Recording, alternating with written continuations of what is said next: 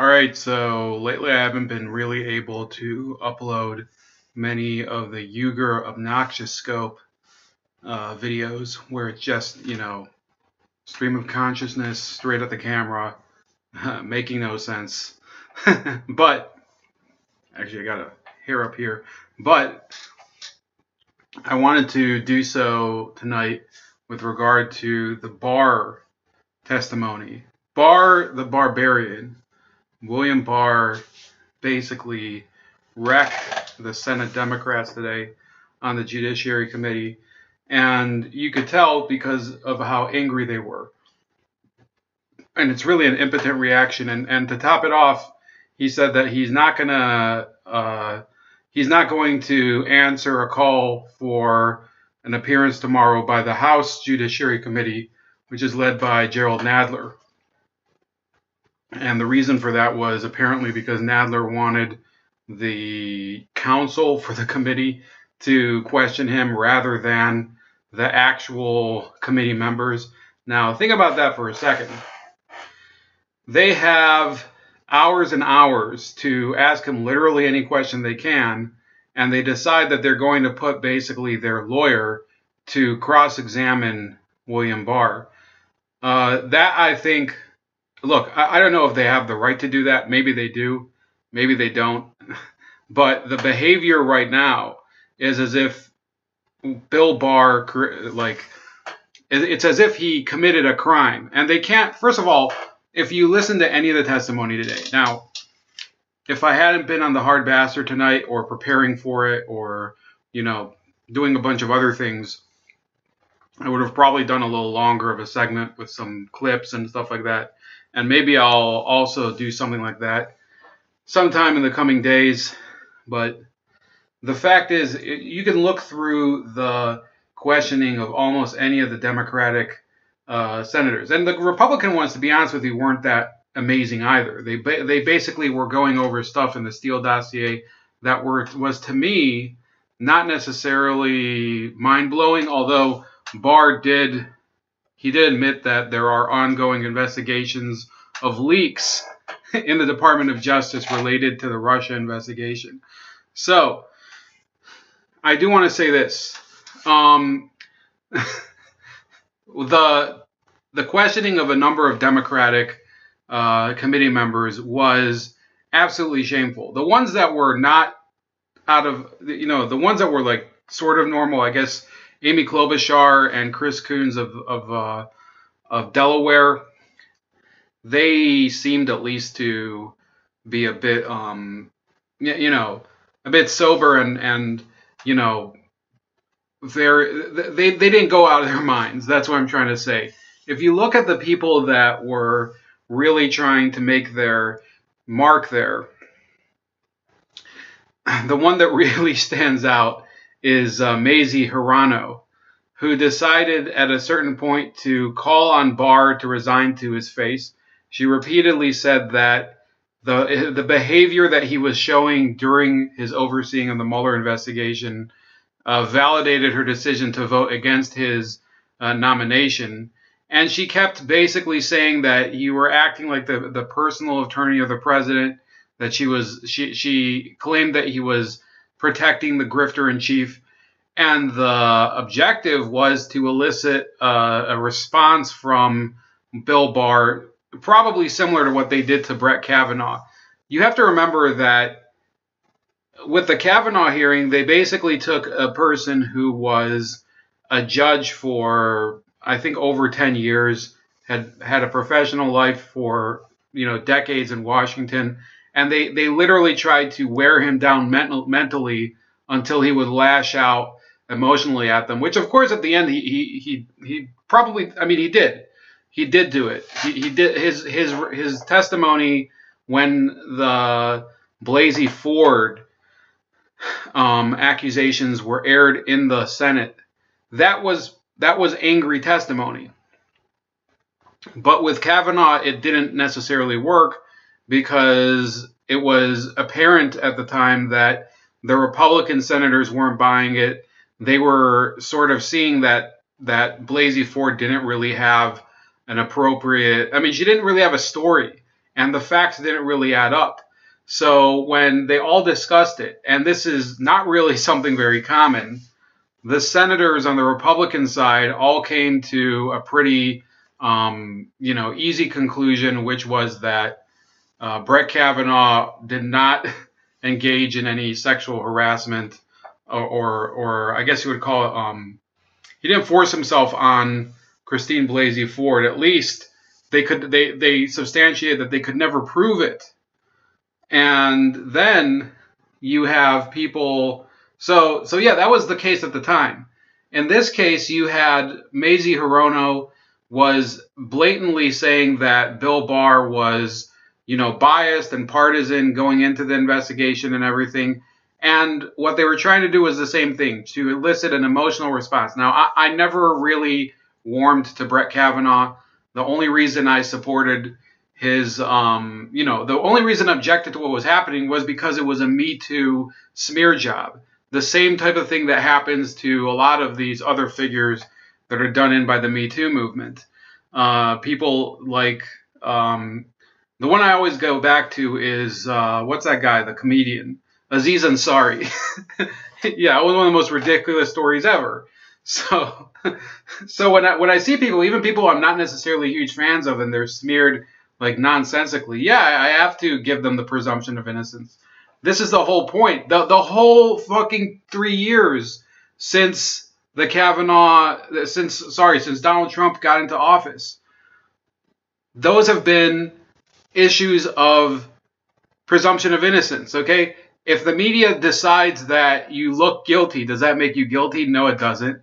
If the media decides that you have to be, investigated and basically your entire life torn apart, does that make you guilty? No, it doesn't. If you haven't committed a crime, but you've said and done things that are, against the taste and moral standards of the media and its political front, does that mean you're guilty? No. That is the flaw that you see with the U.S. political system, and you saw it on full display today. You had Kamala Harris, another person. So Hirono was. I actually had somebody who texted me, a lawyer, who said that she. I mean, I'll read the text of what he said, because it, to hear from a lawyer, and I think a lot of lawyers would probably, agree that this is unbelievable. But he said we should impeach Hirono. She's a whack job, and which you can't do because the Senate doesn't. Unfortunately, there's no impeachment or recall. I think in some states you can recall a senator, but it's never actually been done. So no, you can't impeach Mazie Hirono, and it probably won't work anyway. But then there was Kamala Harris, who repeatedly tried to pin down Bill Barr and say to him, well, you didn't follow this procedure or that procedure, or you didn't. The funny thing was, she kept asking him how come he didn't consult with the ethics lawyers, the career ethics lawyers at the Department of Justice, and he said that he did. And then she was asking how come Rod Rosenstein was placed in charge of an investigation of which he was a subject.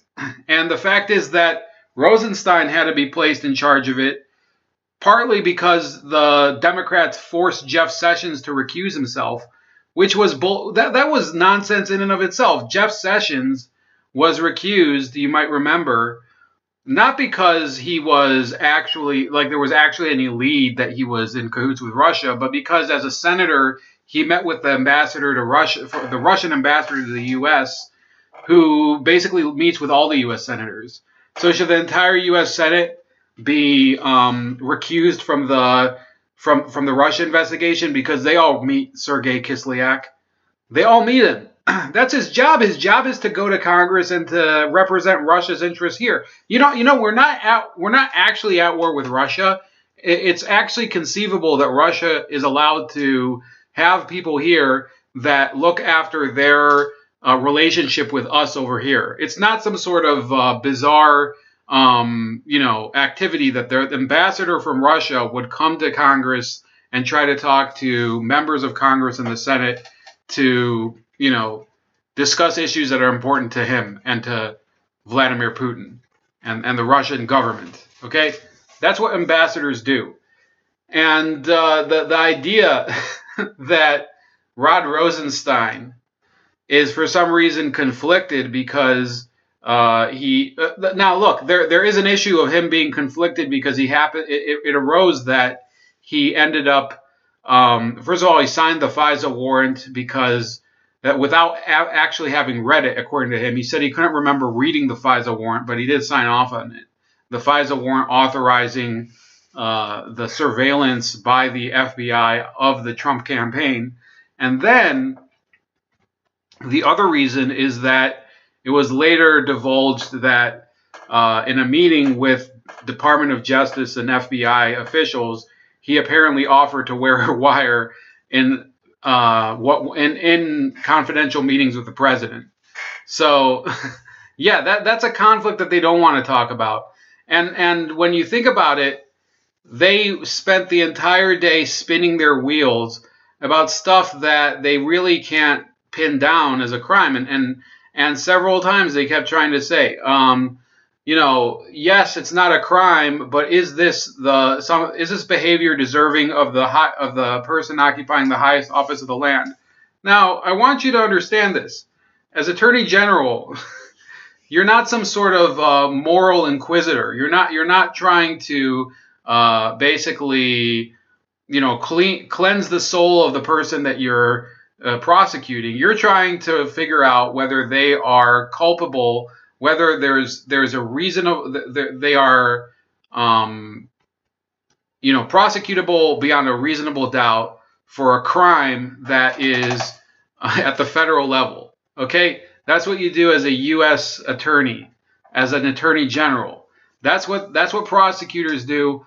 You don't have to be, you don't have to have a law degree to understand that. And these were people who all had law degrees. All of these former prosecutors.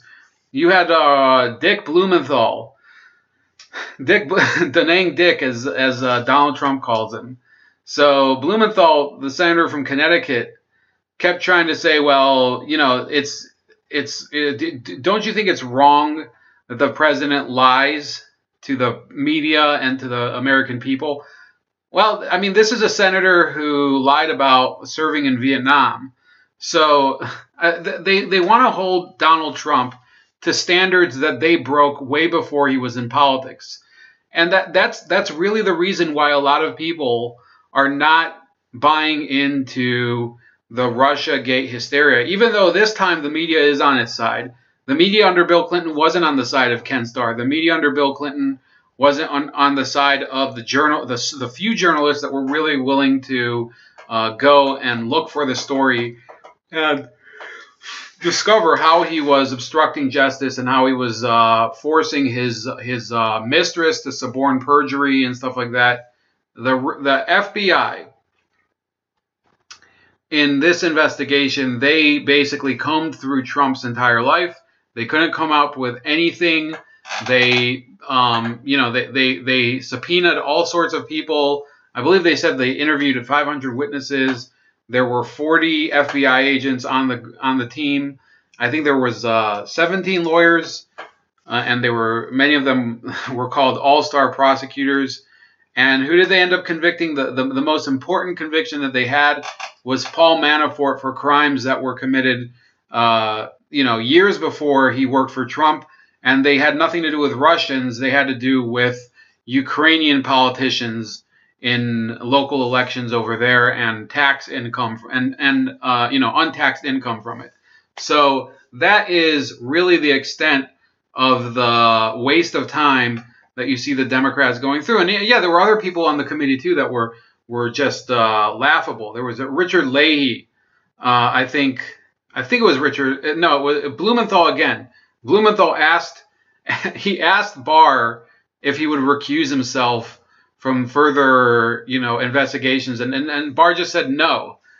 One word answer, perfect. Another time, I think Leahy demanded that Barr produce notes from that stupid letter that what's his name Mueller sent to him. That's another thing. So So Leahy basically asked for any notes or records, and Barr said, no, why should you have them? Why should you have him? They're going to subpoena notes that he made about a letter that Robert Mueller sent him, and that was the real funny focus. They started to focus on this letter that was released by the Washington Post that Mueller had sent to Bill Barr a couple days after the release of Barr's summary of the report. And they basically said, well, because Mueller was a little pissed off about the way the report was summarized and more so about the way the media interpreted it, and he may have wanted some of these executive summaries that were within the report to have been released with the summary too. Therefore, Barr misled the public and covered up real evidence of wrongdoing in the report. But the fact is that all those summaries did appear in the report, and that was something that I believe it was Leahy or Blumenthal, whoever the hell it was. They were trying to say, no, it was Sheldon Whitehouse. See, they're so dumb that they seem to melt together now, even though they all look all different shades of ugly. But Sheldon Whitehouse was trying to say, well, did you keep from us these secret executive summaries of the report? And Barr was like, no, those are contained within the redacted report that has been released to the public. And by the way, the full report was available for viewing in a classified setting for the senators at the time of the hearing, and probably still now. So they actually do have access to the classified sections of the report, which those are classified for a number of reasons. A, because of national security information. So they can obviously they could probably block something that shouldn't be blocked from being read out. But whatever. How am I supposed to know what it is? Grand jury testimony is also prohibited from being revealed to the public. Okay, so that's redacted. Those I think are the main two groups. I don't remember the third one. Information that could affect private individuals. That's a third group. But yeah, that's about it. It was a huge waste of time. The barbarian conquered them all.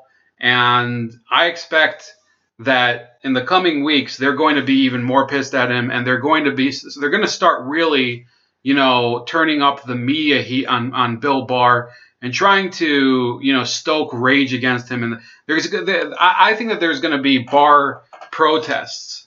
Okay, there were all these protests in favor of protect Mueller up until now. Once Mueller comes to the Hill and he doesn't have anything to report, because if he says something that wasn't revealed in the report, then people will ask, well, why didn't you include it in the report? Why didn't you include this information that could have, pointed at Trump doing something wrong? Why didn't you include that in the report? Are you hiding something, Mueller, too? So he doesn't have any interest in that either. That's about it. Please like, share, subscribe. Also subscribe to me on BitChute at Chef Leopard, also on Minds at Chef Leopard, and on Gab at Starscream85, and I'll talk to you later.